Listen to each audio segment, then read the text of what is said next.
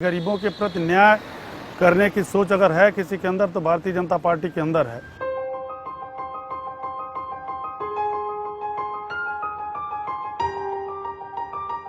GM Singh Uttar Pradesh की सियासत का एक ऐसा नाम जो हमेशा गरीबी को आखिरी लकीर से तरक्की के उस पायदान पर लाने की कोशिश कर रहे हैं जहां से गरीबों का कल्याण हो सके।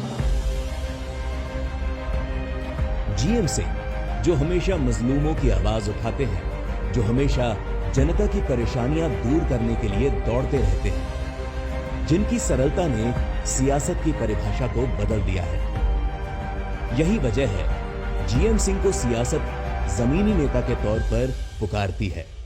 एक बुढ़िया करा रही थी दवा के बिना।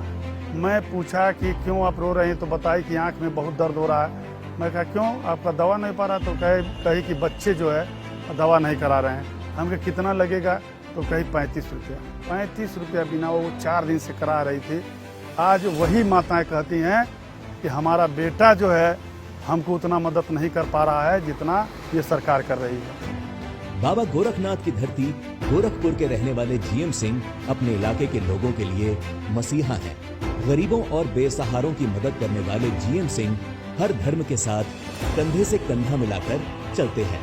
मुसलमानों के बीच में पूछिए तो उनके भी आंखों में आंसू आ जाता है कि बड़ा बड़ा परिवार, कई परिवार में कई लोग कई भाई रहते थे, लेकिन सबको आवास मिल गया। और लोग कहते हैं मैं सर्वे करा सकता हूँ। मुसलमान कहते हैं कि छत तो कोई दिया तो आदरणीय नरेंद्र मोदी जी दिए हैं। जीएम सिंह जनता की मदद करने के लिए हर वक्त तैयार रहते हैं। जनता के इसी प्यार ने जीएम सिंह को उत्तर प्रदेश की सियासत में सैथवार समाज का सबसे बड़ा नेता बना दिया।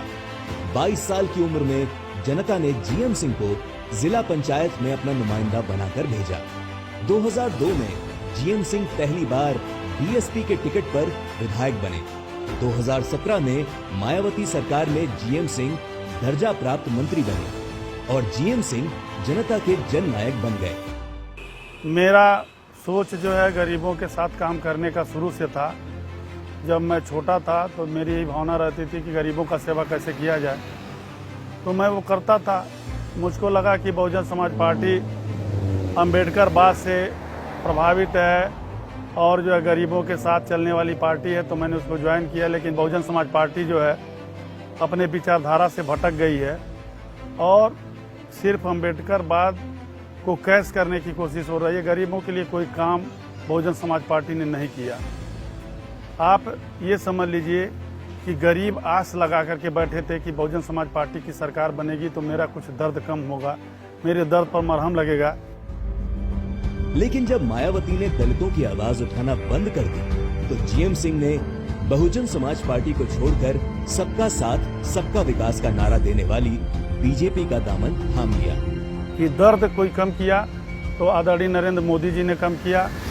उनको आवास देने का काम किया। जिनके पास छत नहीं था, छप्पर था, छत देने का जब काम किया तो उनका चेहरा खिल गया कि हम भी उस लायक हो गए कि अपने छत में रह रहे हैं। गरीबों को दवा नहीं हो पाता था बीमार पड़ने पर, तो आदरणीय मोदी जी ने आयुष्मान भारत योजना के अंतर्गत गरीबों के लिए दवाई का व्यवस्था किया।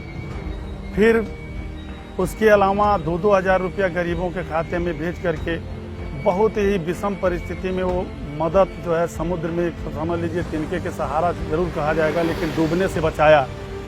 जीएम सिंह को पार्टी में शामिल करने के बाद बीजेपी खुद को बेहद मजबूत महसूस कर रही है, क्योंकि जीएम सिंह के साथ गरीबों का बड़ा वोट बैंक है।